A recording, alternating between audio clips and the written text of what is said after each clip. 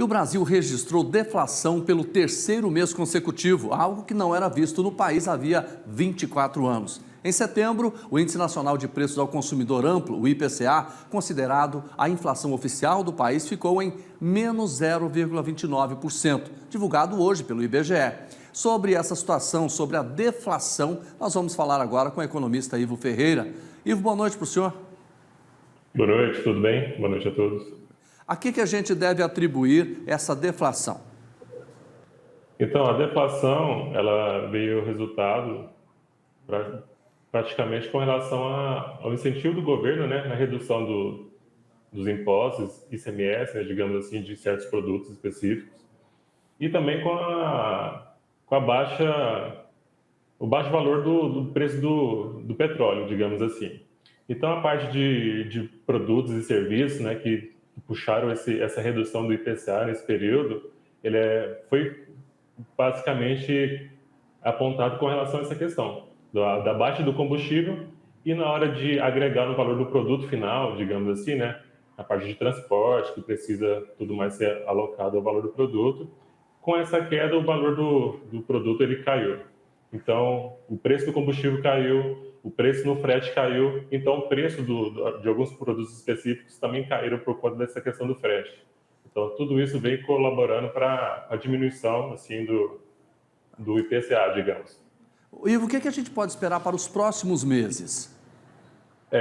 As expectativas, até mesmo pelo Boletim Focus, né, lançado pelo Banco Central, estipula que a inflação ela tende a se controlar mais, porque o governo já agiu com relação a essa questão do ICMS, digamos assim. O preço do combustível, no caso baseado no petróleo, também tende a se manter também.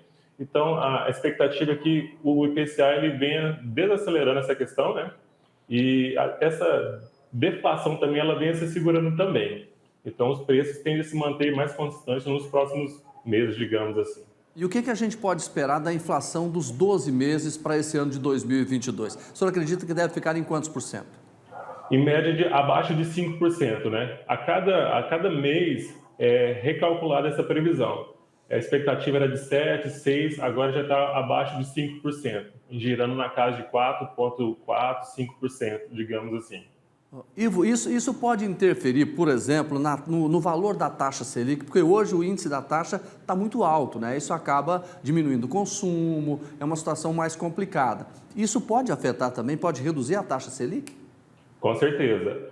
Você tendo uma inflação controlada, então o Banco Central, digamos assim, o Copom, ele estipula que não precisa manter essa taxa de juros acima, né, no caso da Selic, em 13,75%, né, que está registrada hoje, e com isso ele tende a baixar mais, fazendo assim que haja uma fluidez melhor do crédito no mercado, né?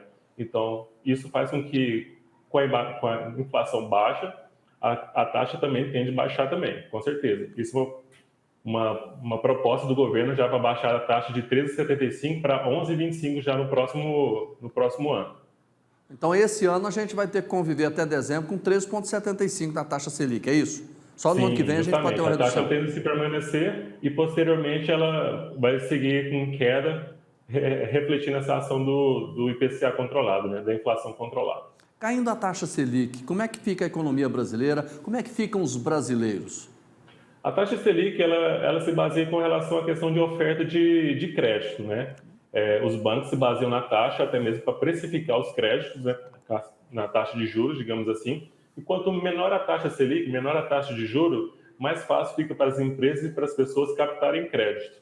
Então, elas podem se capitalizar a um custo menor. Isso faz com que o mercado gire melhor, no caso, aumentando estoque e tudo mais. Ivo, o que a gente sempre pergunta é olhando pelo lado da população mais pobre, né? Isso nos interessa muito, né? Quando é que a gente pode sentir com mais força, né, essa redução nos preços, aí afetando, por exemplo, o arroz, a carne, o óleo, aqueles produtos de primeira necessidade que as pessoas consomem mais. Como é que a gente vai ver isso realmente baixando de preço?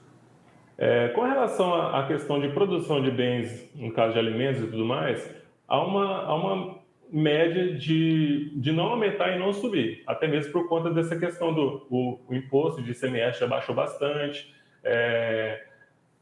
o preço do combustível não vai fazer com que aumente o valor do transporte, e isso tende a se manter. com relação à questão do crédito, você tendo um crédito melhor para gerar melhor a sua economia, abrir sua empresa, você ter uma condição melhor de trabalhar, isso faz com que a pessoa se capitalize melhor. E com isso ela tem um poder aquisitivo, um poder de compra um pouco melhor.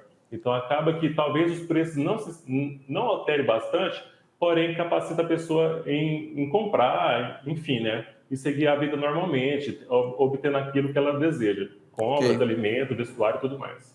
Muito obrigado pela participação do senhor ao vivo aqui no Jornal Brasil Hoje. Obrigado. Boa noite, bom feriado. Bom feriado, um abraço.